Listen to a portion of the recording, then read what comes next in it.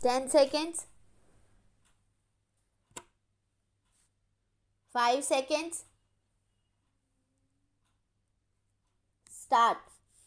The principal question involved in these appeals is whether the subject sales to foreign bound ships as ship stores can be regarded as sale within the territory of the state and amenable to sales tax under the West Bengal Sales Tax Act 1954 or the West Bengal Sales Tax Act 1994.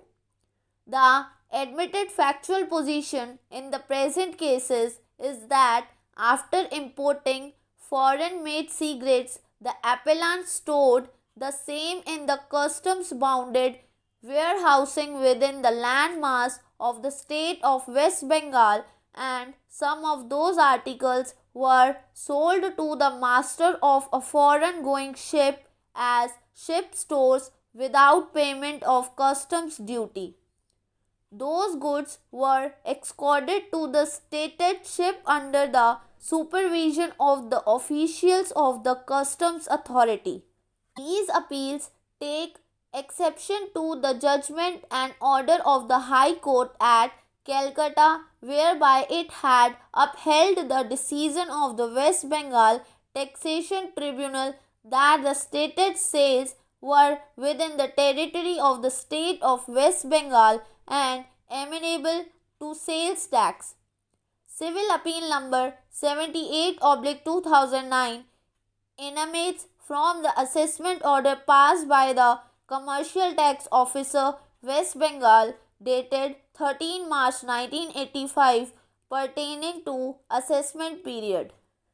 The assessing officer rejected the claim for exemption from payment of sales tax in respect of the stated sales of imported cigarettes from the stock, as the cigarettes were sold to outgoing vessels from the bounded warehouse within the landmass of the state of West Bengal following the decision of the High Court in Mr. Ranjit Shipping Private Limited versus State of West Bengal.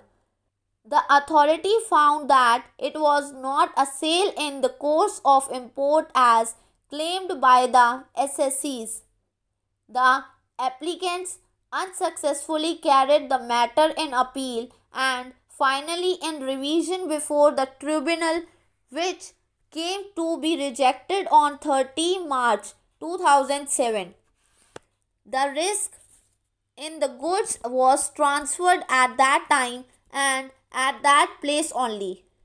It might have so happened that the customs authority took custody of the goods for preventing loss of its own revenue through there is no sale on account of import.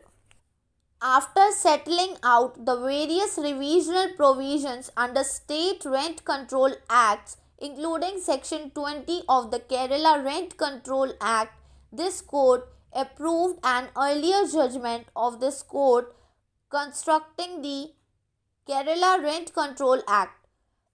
Rukmani case holds, and in our view rightly, that even the wider language of Section 20 of the Kerala Rent Control Act does not enable the High Court to act as a first or a second court of appeal. We are in a full agreement with the view of the three-judge bench in Rukmani case that the word prosperity does not confer power upon the High Court to reappreciate evidence to come to a different conclusion in the case as such. In that event, the High Court, in exercise of its revisional jurisdiction under the above Rent Control Acts, shall be entitled to set aside the impugned order as being not legal or proper as per the law applicable there.